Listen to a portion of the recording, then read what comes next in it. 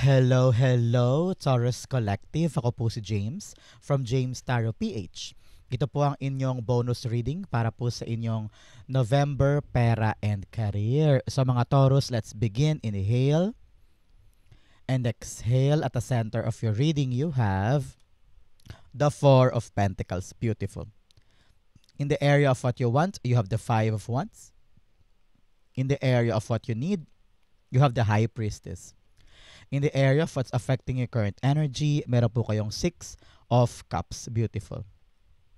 In the area of your near future, you have, wow, the Chariot card. Napakaganda nito. In the area of your challenge for the month, you have the Death card. Wow, interesting. In the area of your fortune, the Ten of Wands. Beautiful. In the area of your challenge for the divine messages, you have the Nine of Wands. Wow, 9 to 10. Beautiful. At ang outcome po for the month para po sa inyong pera at career, ito po yun. Mamaya po sabay-sabay natin siyang bubuksan at the end. But first, thank you muna mga Taurus sa mga donations po ninyo. Saka po sa mga hindi nag-i-skip ng ads, maraming salamat po. Yan lang po yung only way para po supportahan nyo ako every time na meron po tayong free reading for Taurus. So from the bottom of my heart, thank you po for not skipping the ads. So, at the background of your energy, wow, Three of Swords. It's all about you letting go. Okay? Moving forward from something na talaga namang painful, very masakit, no? For example, nahiwalay ka, kaya yung iyong financial needs medyo iba-iba ngayon, o talagang nagkaroon ng pagbabago, o di kaya rejection from a job before, o para na-lay off ka ba, o kaya may painful na nangyari sa iyong karera at kaperahan. Your spirit guides are telling you, gamitin mo lahat ng mga lesson na nangyari sa iyo doon at i-apply mo this time para once and for all, hindi na siya mangyari ulit. Okay? Napakagandang mensahe para sa iyo. Card of healing, ang paghilom. Time na para sa iyo na bumangon ka at mag-move forward tayo. Your spirit guides are telling you, wag mong madaliin yung proseso. Kung naramdaman mo pa yung pain, okay lang, damhin mo, daanan mo. Pero ang importante para sa iyo, Taurus, ay kumilos ka paabante. And dapat talagang natuto ka from what happened para ito ay talaga namang mabaon na sa limot. Okay? At your center, you have the Four of Pentacles.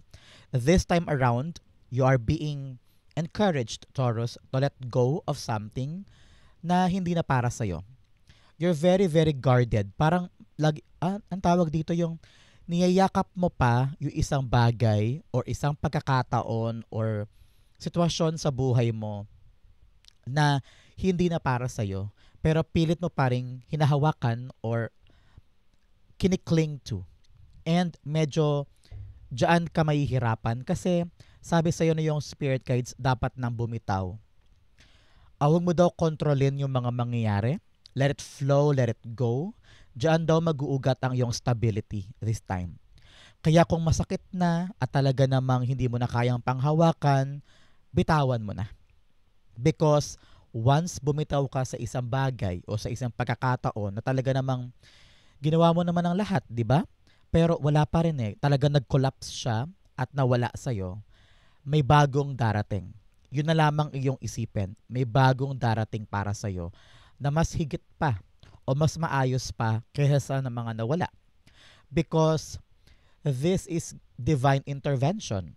Hinahayaan ni God na mawaglit sa yung isang bagay because hindi yun para sa'yo. Okay? So, the Four of Pentacles rather, is being clarified by, clarify natin to. Siya nga pala, Taurus, saan po kayo nanonood ng ating reading for today? Comment down below. Saang parte po kayo ng Pilipinas o buong mundo nag-e-enjoy ng ating reading? At kamusta po kayo today? Okay? The Four of Pentacles. The Hanged Man. Yan. Hanged Man is really telling you this time, Taurus, na alam mo yun, mag-brainstorm tayo. Maupo ka muna, isipin mo, teka, Ano ba yung mga pinapanghawakan ko na hindi na para sa akin? Ano ba yung kinokontrol ko at pinipigilan ko mawala pero dapat ko nang bitawan kasi ang nangyayari ikaw ang nag-suffer, no? With the hangman here telling you na kailangan daw malinawan ang isip mo para makaabante ka na. Because hangman is a very stuck energy.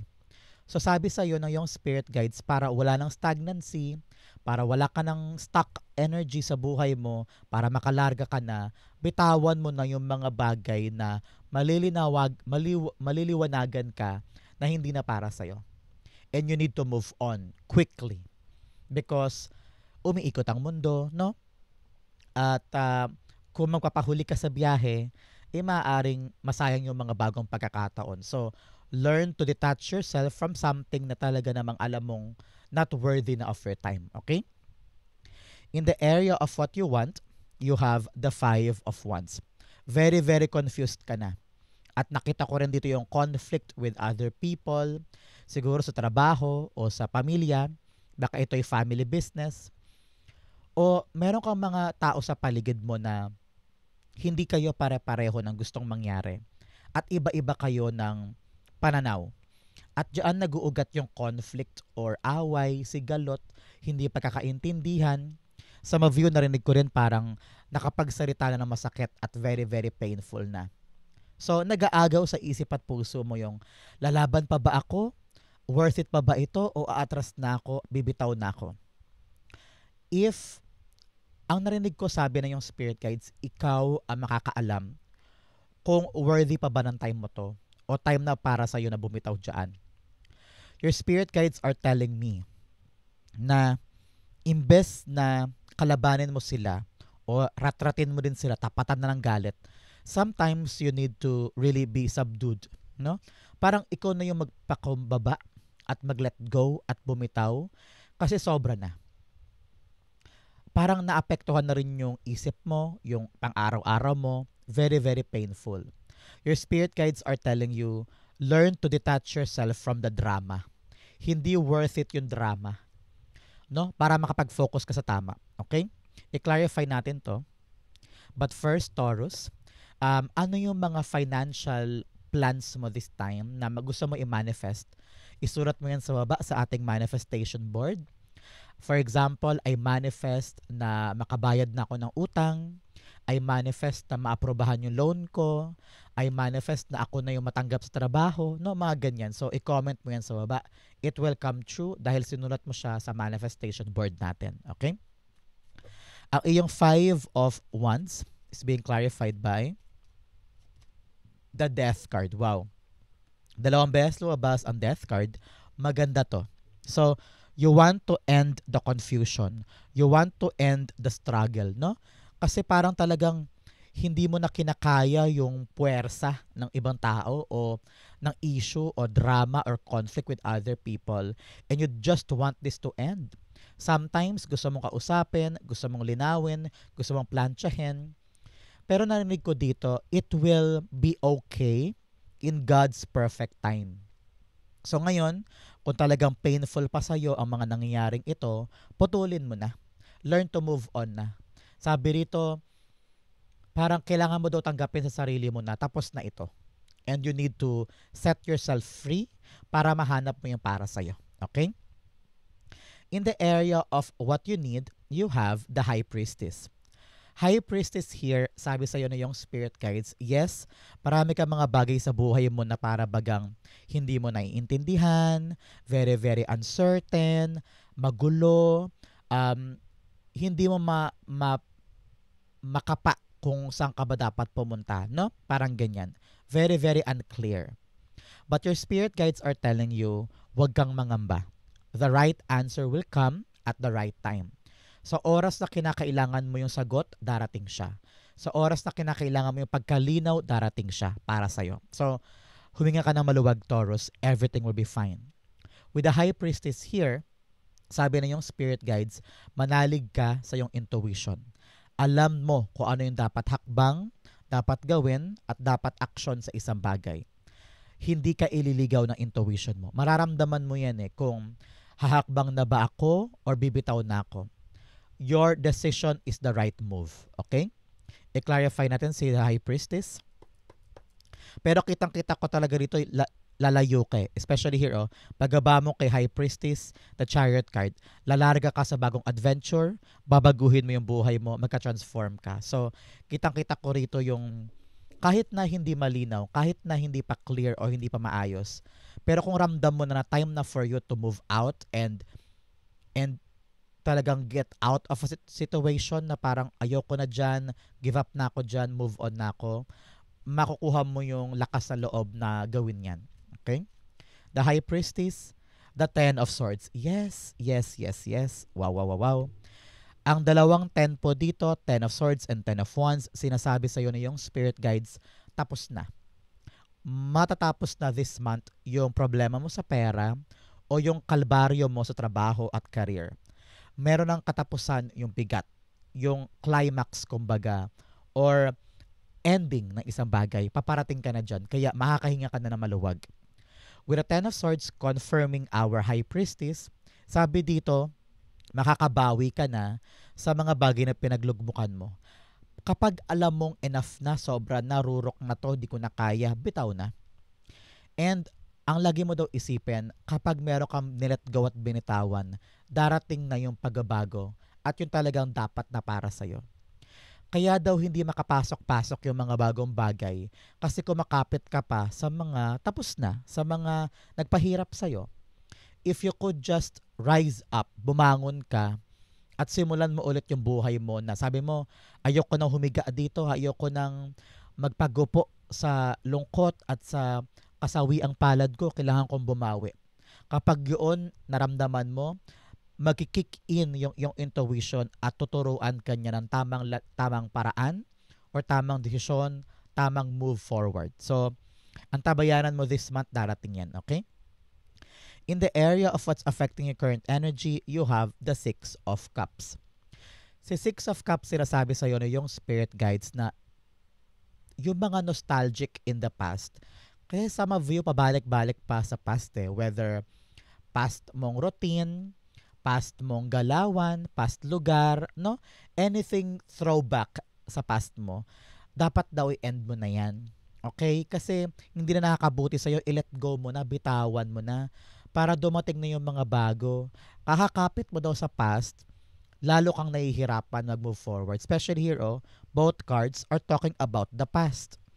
Ngayon, panahon na para maghilom ka, bigyan mo ng paghilom ang inner child mo, ang old self mo, no?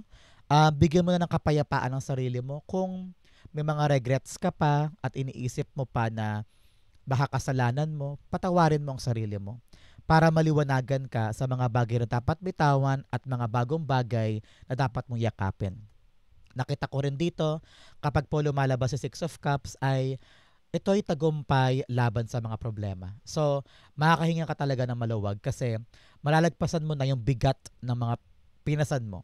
And you're gonna be able to let go of something na talaga namang nagpabigat sa mga pasanin mo. Okay? I-clarify natin. The Six of Cups is being clarified by the Nine of Swords. Yes. 9-9 is here telling you let go. Yun po ang angel number 9 telling you na bitawan, mag-release. Kumbaga, i-release mo yung negativity, i-release mo yung painful na nararamdaman mo para makalarga ka na. With a Nine of Swords, confirming our Six of Cups, talaga namang nagpapabigat sa'yo yung mga alalahanin mo from the past. You need to realize this time, Taurus, na parte na yung nakaraan mo. Wala ka na mababago pa doon. Kailangan mo nang matanggap sa sarili na okay, lipas na yan, hindi ko na siya pwedeng balikan pa.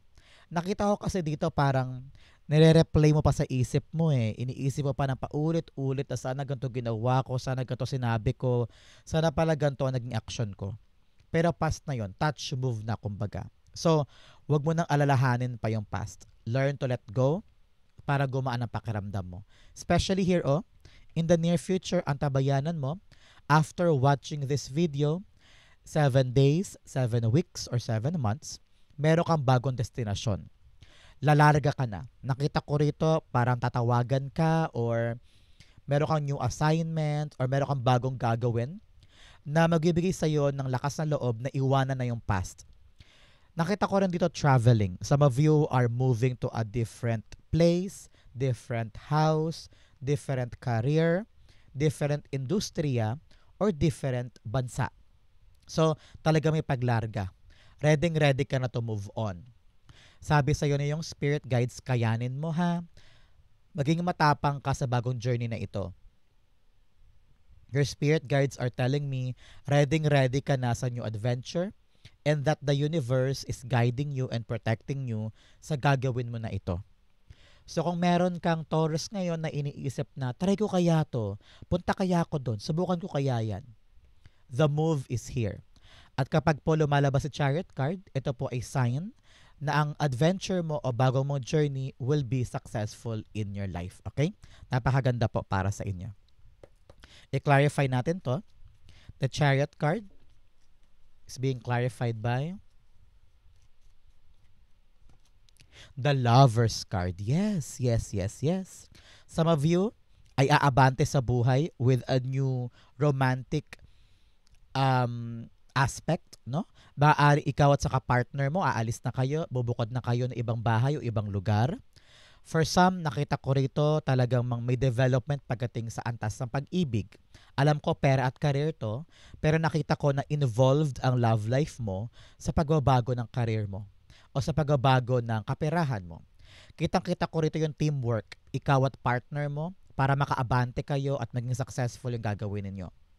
But for other Taurus dyan, na hindi naman love life ang involved, kitang-kita ko rito, susundin mo yung passion mo. For example, passion mong maging pintor, no? Doon ka magsimulang magkaroon ng bagong simula sa pagiging pintor mo. O kaya gusto mo maging Zumba instructor, no? Whatever your passion is, susundin mo yan. Ganon din, halimbawa, pangarap mo maging nurse, makapunta sa New Zealand, halimbawa. So, susundin mo yung pag-ibig mo sa isang bagay, your desires, no? At ipaglalaban mo yan this time. Parang ganon.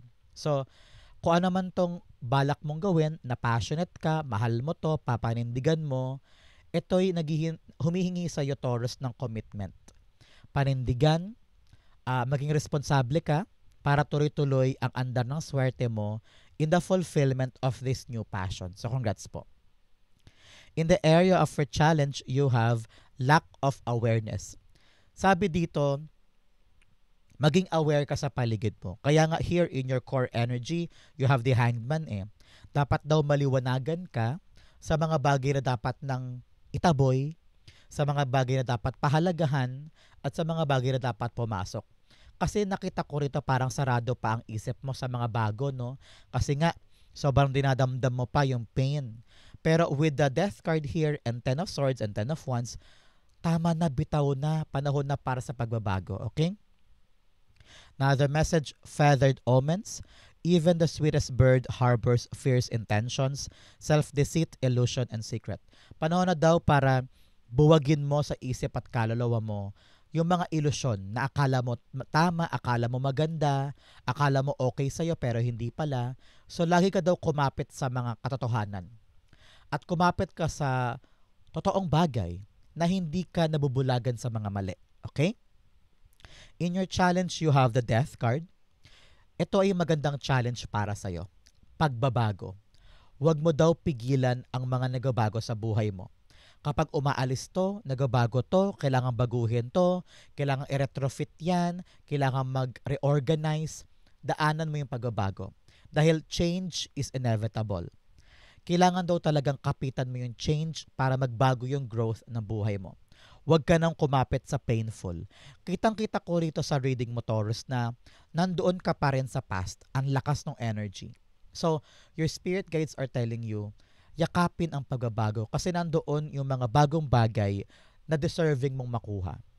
Kapag hindi ka pa rin bibitaw sa mga mali, paano daw papasok yung mga bago? Okay? The Death card is also a card of ending. Meron ka na daw mga ending sa buhay mo na kailangan mong tanggapin.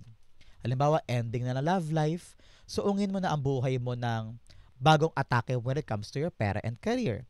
Kung nag-end man daw ang isang trabaho, panahon na para yakapin ang pagbabago at mag-isip ng mga bagong bagay pagdating sa bagong trabaho. Parang ganyan, okay? The death card, for example, din nagbago yung routine sa trabaho. For example, nagbago yung patakaran. Bawal na daw magdala ng pagkain sa workspace. So, i-accept mo yung change na yan. Parang ganyan, okay? The death card, the Six of Swords. Yes, yes, yes, yes, yes, yes, yes. Tama. 6 here is telling you, angel number 6, ay reflect. Mag-reflect ka para alam mo kung ano yung mga bagay na, for example, in the last 6 months, mag-reflect ka kung ano yung mga bagay na gumana at ano yung hindi. So yung mga hindi gumana, bitawan. Yung mga bagay na gumagana ay amplify. Parang ganyan. So mag-reflect ka, mag-throwback ka para maisip mo kung ano yung mga tamang gawin. Okay? With a Six of Swords confirming our death card, sabi dito, kaya hindi ka makapag-move on kasi hindi mo pa tinatanggap na tapos na. Okay? Very, very clear yan para sa iyo, Taurus. Kung gusto mo talagang umabante ang buhay mo at talagang makahinga ka na, maabot mo na yung growth, magbago na ang lahat, talagang i-end mo na. Yun dapat i-end. Alam kong alam mo yan. Iba-iba kayo, Taurus. Iba-iba kayo ng mga dapat tapusin. So harapin mo na yan. Upuan na. Tanggalin na yung ilusyon. Pag tapos na para makalarga ka na. Okay? In your fortune, you are cherished by the angels, protected by angels. Wow! Protektado po kayo ng iyong angel guide this time. Kaya mag-thank you ka sa kanya. And then, panahon na to para maging garantiya sa iyo na everything will be fine. Okay? Another message, first light, beginning of a new cycle. Yes. Sabi ko nga sa inyo, patapos na yung hirap, kailangan na talaga mag-transform ng life mo, papasok ka na sa new cycle ng buhay. Okay? In your fortune, you have the Ten of Wands. Kitang-kita ko rito, your hard work is paying off. Yung mga hirap, hikahos, pagod, kalbaryo mo, patungo ka na sa dulo niyan. Lahat ng painful at bigat at sakit na dinanas mo dahil sa mga responsibilidad or pinasan mong mga obligasyon, pa-ending na yan. So, kakamalin mo na ngayon yung good harvest mula sa mga pinagpaguran mo. So, congrats po. Narinig ko, makakarinig ka ng good news or reward or talagang pag-alpas sa isang mabigat na ginawa mo. Yes, full card. Oh, napakaganda. Tumilapon. Sabi niya, panahon na para sa bagong simula. So, matatapos na yung bigat na ginagawa mo this time at ready ka ng sumuong sa bago. So, congrats po. Ending of a tough cycle and start na ng bagong pagkakataon para kay Taurus. So, Taurus, i-like mo tong video na to para ma-activate mo yung pagkatapos ng mabigat na parte ng kaperahan mo at career. Starting ka na ng bagong buhay. So, congrats po. In your divine messages, meron po kayong expect powerful change. Yes, ito yun. Mga changes sa buhay mo with a new start, new beginning, maaring bagong trabaho to, bagong career, bagong lugar. Ending na talaga with a Ten of Swords, Death cards, no? Talagang susuong ka sa bago. Congrats po. Show the world the real you. Yes, ipakita mo kung sino ka. Ipakita mo ang totoong ikaw. Sa kabila ng pain, sa kabila ng sorrow, sa kabila ng dagok, talagang kapag your authentic self pinakita mo, wala kang dapat ikatakot, wala kang dapat ipangamba. Okay? In your divine messages, 9 of Wands. Wag mong susukuan ang buhay mo. Okay? Marami ka pang tsansa, marami ka pang opportunity. Kaya kung ngayon, Taurus, nahihirapan ka sa pera, pilit mong pinagkakasya, o kaya sa career mo, sobrang pagod, sobrang kayod, hindi ka na nakakatulog, talagang gapang. Pero ang lahat ng pag-sumikap mo at hirap mo, susuklian yan ng good resulta. Okay? So, kumapit ka lang, manalig, don't give up. Narinig ko dito, universe is testing you. Hanggang saan ang kayang gawin ni Taurus para sa pagbabago ng buhay niya? Huwag mong sukuan ang buhay mo. Makahanap ka pa ng bagong paraan, bagong chance, no? Sabi mo, sumubok ka pa ng bago, mag-try ka pa ulit because malay mo, di ba? Bukas makalawa, nandiyan na yung good outcome sa iyong pagsubok, di ba? So, don't give up. Try and try until you make it, okay? 9 of Wands, The Page of Pentacles. Yes, makukuha mo din yung inaasam-asam mo na magandang bunga. Ito, ang Page of Pentacles, hawak-hawak mo na eh. So, ibig sabihin, sa iyong hindi pagsuko at paglaban sa buhay, makukuha mo din yung blessing o reward na inaasam-asam mo. So, ito ay garantiya sa'yo. Don't give up. Search for it hanggang sa maabot mo yung blessing na gusto mo. So, hindi ito na natapos doon. Pag dumating na yung blessing, pagkatapos ng hirap, pagod at kayod mo, dapat daw alagaan mo. Gawin mo ang lahat para mapatagal mo siya sa buhay mo. Okay? Because ito na yung bagong simula mo para sa'yo. In your outcome, ito. But first, bigyan mo na kita ng fortune cards. Unang-una, you have wind chimes, peace, and harmony. Yes. Yakapin mo yung katahimikan at saka kaayusan ng buhay mo away from this pain and kaguluhan. Okay? Now, the message of rainbow, the most difficult part of a situation is over. Patapos na daw yung pinakamahirap ng parte ng ginagawa mo. So, congrats po. Another message you have, Rose, romance is in the air. Yes, sabi ko nga sa inyo, yung aspetong pag-ibig, titibay yan, gaganda. So, congrats po. Success. Wow, success is on the horizon para po sa inyo. Congrats po. Ang outcome ni Taurus para sa kanyang November pera and career, you have, wow, 10 of Swords. Talagang ending na of pain, ending na of hardship. Kung medyo masakit at mahirap talaga yung aspetong pera, magiging okay na yan. Ganon din sa career, no? So kung ano man po yung hirap, hikahos na dinadanas mo this time, makakaahon ka na, magabago na yan. End na ng hirap mo this time. Congrats po. 10 of Swords, kung dati puro utang, ngayon unti-unti na babayaran. Kung dati gumagapang ka sa trabaho, ngayon talaga namang paangat ka na. Okay? 10 of Swords. The 3 of Swords. Wow. Binalik tayo dito. 3-3. Alam niyo po, ang 3, number 3 in angel number, ay nagsasabi sa iyo na meron ka daw pong namayapang kamag-anak na ginagabayan ka this time, pinoprotektahan ka niya. So, magtirik ka ng kandila later to give thanks para sa kamag-anak mo na pinoprotektahan ka kahit na nasa kabilang buhay siya. Okay? So, ang 3 of Swords, sabi rito, garantiya sa iyo, Taurus, na yung spirit guides, kung ano man yung painful na nangyari, makakabawi ka na. No?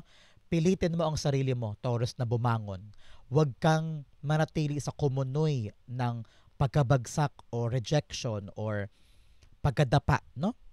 Lagi mong piliing bumangon at maghilom ka from that pain. Lagi mong isipin, may chance pa ako, pwede ko pa itong baguhin, makakabawi pa ako, makakabangon pa ako. At possible na ang araw para sa'yo. So congrats po. Napakaganda nito in your life, Taurus. Congrats po. Ito na yung start ng good news at good life for you. Babawi ka na sa pera at career mo. So, saan po kayo nakaresonate for this reading? Comment down below na I'll be reading your messages. Thank you again for watching Gandulo, mga Taurus. I love you. This has been James for James Haro PH. God bless everybody.